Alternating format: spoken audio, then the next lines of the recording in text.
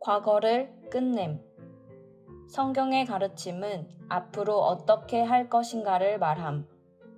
성경 전체, 특히 신약을 보면 하나님께서 사람이 구원받기 전의 일을 중요시하지 않는다는 것은 분명하다.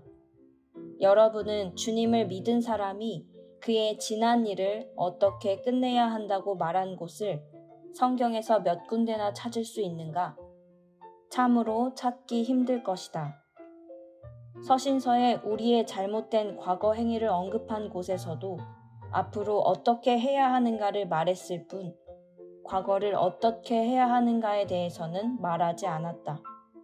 모든 복음서와 서신서를 본 후, 여러분은 하나님께서 한 사람이 주님을 믿은 후 어떻게 행하는가를 중요시하신다는 것은 많이 찾아낼 것이다. 이것은 기초적인 문제이다. 잘못된 많은 복음이 과거를 끝내는 것을 지나치게 강조하기 때문에 많은 사람이 묶임에 떨어지게 되었다. 우리는 과거를 처리하지 않아도 된다고 말하는 것이 아니다.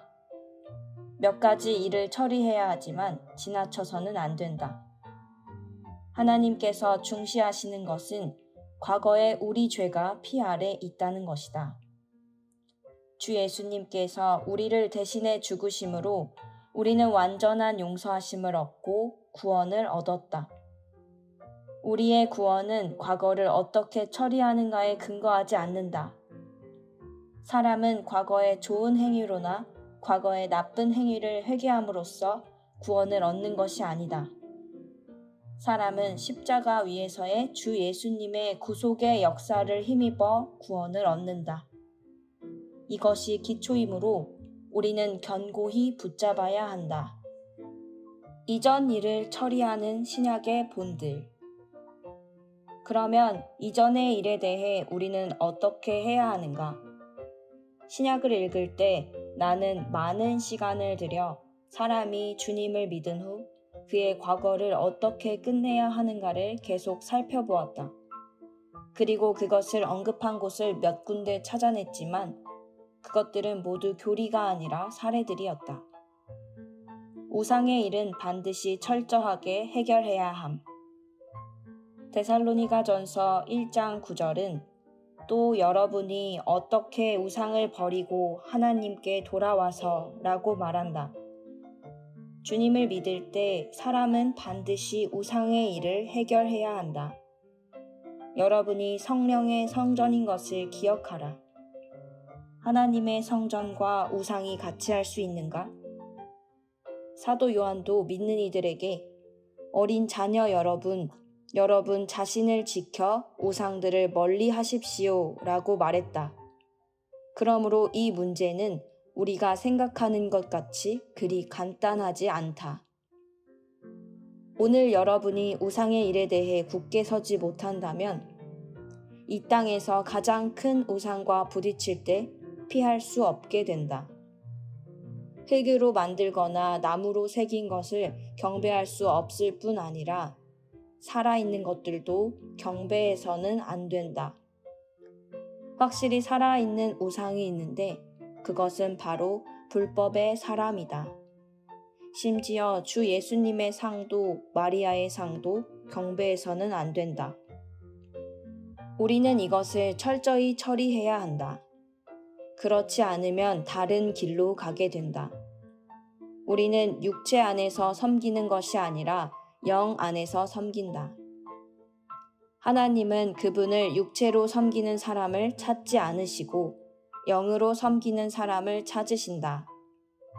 하나님은 하나의 상이 아니라 영이시다. 형제 자매들이 이렇게 행한다면 장래의 로마 천주교의 세력 아래 떨어지지 않게 된다. 어느 날 적그리스도가 올 것이고 로마 천주교의 세력이 크게 확장될 것이다. 부당한 물건을 마땅히 끝내야 함.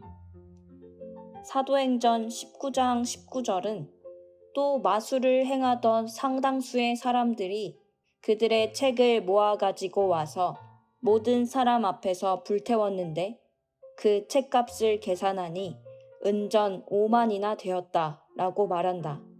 이것 또한 새신자들이 마땅히 끝내고 처리해야 할 것이다. 그러나 이것은 명령이나 교훈이 아니라 성령께서 운행한 결과이어야 한다. 성령의 운행으로 인해 부당한 것들을 내놓는 단계에 이르는 것이다. 여기서 은 5만이라 말한 것으로 보아 상당히 가치가 있는 것임을 알 수 있다.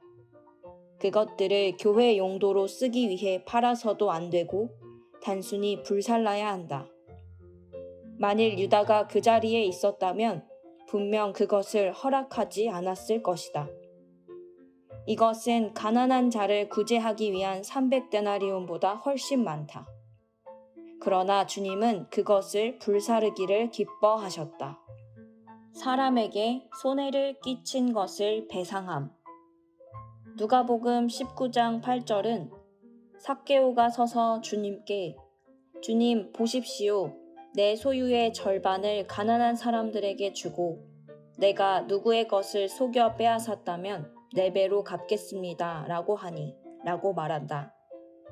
삭개오가 이렇게 행한 것은 교리의 가르침에 따른 것이 아니라 성령의 감동에 따른 것이다. 교리의 가르침에 의한 것이라면 더 많거나 덜할 수도 없을 것이다. 성령의 감동이라면 조금 더할 수도 있고 덜할 수도 있다.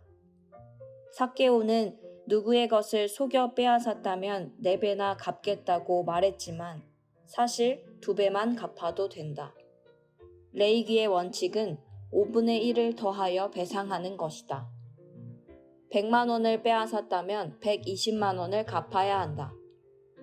그러나 여러분이 감동될 때 주님의 영께서 여러분에게 어떻게 하라고 하시는지 보아야 한다. 주님의 감동이 여러분에게 4배나 갚게 할 수도 있고 10배나 갚게 할 수도 있다. 여기서는 원칙만을 말한다. 그러므로 성경을 읽을 때 여러분은 이것이 교리를 말하는 것이 아니라 성령께서 운행하실 때 인도하는 것임을 알아야 한다. 삭개오가 4배나 갚은 것은 간증을 위한 것임을 기억하기 바란다. 당시 사람들은 주님께서 어찌 죄인의 집에 가실 수 있느냐고 물었다. 이 사람은 얼마나 많은 일을 속여 빼앗았는가. 사람들은 그를 존경하지 않았다. 그때 삭개오는 일어나서 내가 누구의 것을 속여 빼앗았다면 4배로 갚겠습니다. 라고 말했다. 4배나 갚는 것은 아브라함의 자손이 되는 조건이 아니고 하나님의 구원이 이 집에 임하는 조건도 아니다. 4배나 갚는 것은 하나님의 구원이 이 집에 임한 결과이다. 4배나 갚는 것은 아브라함의 자손이 된 결과이다. 이러한 배상의 행위로 인해 사람 앞에서 간증을 갖게 된다. 이것이 간증의 기초이다. 여기 한 가지 어려운 문제가 있다. 가령 내가 1,000만 원을 훔쳤는데 지금 100만 원조차도 없다면 어떻게 해야 하는가? 이 일에 대해 원칙적으로 여러분은 마땅히 그 사람에게 과거에 내가 돈을 훔쳤습니다. 죄송하지만 지금은 배상할 형편이 안 됩니다. 라고 솔직히 자백해야 한다. 배상하는가 안 하는가는 다른 문제이다. 그러나 반드시 그런 말을 하고 자백해야 한다. 그렇지 않으면 일생토록 자백할 수 없게 된다. 어떤 사람이 살인한 적이 있다면 어떻게 해야 하는가? 이것 또한 과거의 일로 계산할 수 있다.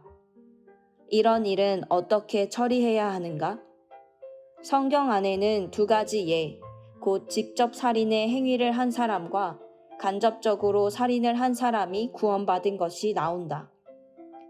직접적인 행위를 한 사람은 바로 주님과 함께 십자가에 못 박힌 강도이다. 그 강도의 헬라어 단어는 보통 강도가 아니라 살인하고 불을 지른 강도임을 보여준다. 그는 도둑이 아니라 돈을 훔치기 위해 생명을 해친 사람이다. 이런 사람이 주님을 믿고서 죄 용서함을 받았다. 성경은 그의 과거를 어떻게 처리해야 한다고 언급하지 않았다. 또 한 사람은 바울이다.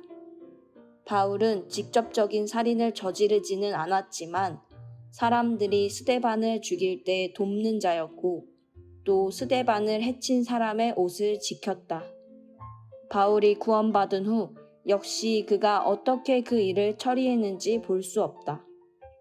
그러므로 원칙적으로 만일 남을 죽인 사람이 예수님을 믿으면 그의 죄는 지나간 일이 된다. 피가 씻을 수 없는 죄는 하나도 없다. 그 강도는 그 일을 해결하지 않았다. 물론 그에게는 해결할 기회조차 없었다. 주님은 그에게 내가 진실로 그대에게 말합니다. 오늘 그대가 나와 함께 낙원에 있을 것입니다. 라고 말씀하셨다. 그러므로 우리가 이런 일을 만나면 너무 지나치게 사람의 양심에 부담을 주지 말아야 한다. 물론 하나님께서 그 사람 안에서 운행하신다면 그것은 다른 문제이다. 왜냐하면 하나님은 신약에서 직접 살인한 사람과 간접적으로 살인한 두 사람에 대해 그들의 과거를 처리하는 것을 요구하지 않으셨기 때문이다. 미결된 일에 대한 처리. 어떤 사람이 구원을 얻을 때 속된 것이 많이 있어서 그 사람이 주님을 따르는 것을 방해한다. 이것은 어떻게 해야 하는가? 마태복음 8장 22절은 예수님께서 그대는 나를 따라오십시오. 죽은 사람이 자기네의 죽은 사람을 장사하도록 하십시오 라고 하셨다 라고 말한다. 이것 또한 과거를 끝내는 성경의 한 가지 방법이다. 여기서 어떤 사람이 주 예수님께 와서 주님, 내가 먼저 가서 아버지를 장사하도록 허락해 주십시오 라고 말했다. 첫 번째 죽은 사람은 사람들을 가리키고 두 번째 죽은 사람은 그의 아버지를 가리킨다. 첫 번째 죽은 사람은 영적인 의미에서 죽은 자를 가리킨다. 세상 사람은 하나님 앞에서 다 죽은 사람이다. 주님의 뜻은 당신의 아버지를 죽은 사람들이 장사하게 하고 당신은 나를 따라오십시오 라는 것이다. 나는 새신자들에게 아버지를 위해 장사를 치르지 말라고 말하는 것이 아니라 죽은 자들이 죽은 자를 장사하게 하라는 원칙을 붙잡아야 한다는 것이다. 미결된 많은 일은 지나가게 그냥 두라. 이런 일을 다 해결한 후 주님을 쫓는다면 우리는 일생토록 그리스도인이 될 수 없을 것이다.